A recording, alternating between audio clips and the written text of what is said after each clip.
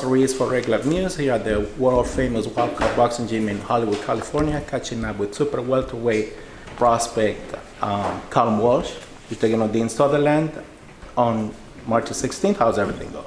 Yeah, everything's going good. My preparation has gone perfectly. I'm ready to go. I'm ready to face another challenge and to come out on the other side of it unscathed. And then ready to take on the next. Dean Sutherland, do you consider him one of your best opponents so far, or just someone that your promoter has just lined up just to get another win on your record? No, I consider him a tough opponent. He's a young, strong opponent. A young man that's chasing his dreams too. So this is a massive opportunity for him. To show up to Madison Square Garden as the main event. My belt is on the line. This is a big event for him. So I presume he's training very hard. And I would never underestimate any opponent, So I'm going to go out there at my very best, presuming he's going to be at his very best, and the best man will win. What do you remember about the face-off in New York over a month and a half ago? Was it intense? Was it friendly? Just a polite way of introducing yourself to him? Yeah, it was cool. He seems like he's a nice enough guy. Him and his coach are nice. I've met him here before at Wildcat. He's trained here. So. Everything was respectful, and I think that's how it should be, respectful. And it's a long week on fight week, when you don't really like somebody, it makes it even longer, So being respectful and stuff like that, I think it's a lot better, But I can tell from the face-off that he's coming to fight, he's coming to win. It's respectful, but you can tell that he's ready. Any differences on your training camp when you're facing a southpaw opponent just like yourself?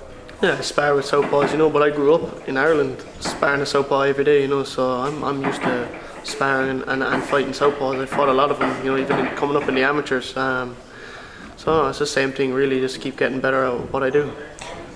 How exciting is it for you knowing that you're headlining your third card at Madison Square Garden, that theater? Yeah, it's very exciting, especially to be headlining a show like this. It's the biggest Irish card in New York history. The show that we're putting on in Madison Square Garden, and to be the guy that's headlining it. I'm looking forward to that, and I'm very grateful for the opportunity. I'm very grateful for everyone on my team, Freddie Roach, Dana, Tom, for putting this together, and of course Madison Square Garden, for everything that they do for me. So. Yeah, I'm looking forward to putting on a show for everybody. This will be your second St. Patrick's Day weekend that you'll be fighting at that venue. Are you going to make it a tradition of doing that? Would you like to do that? Yeah, I would like to, definitely. Especially St. Patrick's Day in New York, is a very big day out there. There's a lot of Irish people out there. That's what I always say. New York is like my second home. It's like going back to Ireland. It's basically like going to Ireland. There's so many Irish people out there.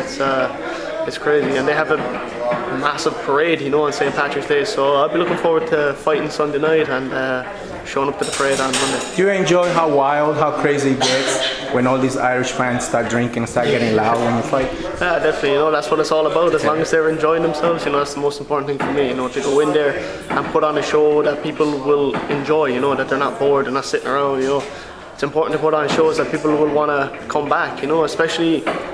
If you went to a show and you enjoyed it, you're going to go tell your friend, like, oh, you have to come to this, and then they're going to say, oh, you want the fans to let the other fans know who Callum Walsh is. Yeah, definitely, and to just enjoy, to not to show up just to see me because of who I am, to show up knowing that you're going to get a fight, you're going to be excited, whether I win, lose or draw, you're going to see a good fight.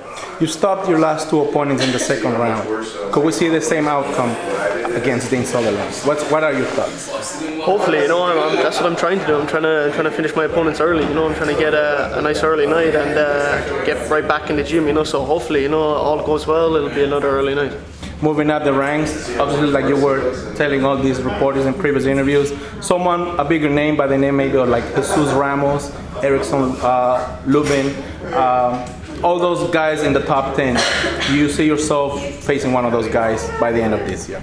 Yeah, hopefully. Anybody they put in front of me, I'll fight and I'll do my best to win. So any fight that's offered to me, I'll take and try to keep climbing the rankings. Your thoughts on Virgil Ortiz against Israel Madrimov, the fight that just recently happened with Virgil Ortiz beating Madrimov. What are your thoughts on that?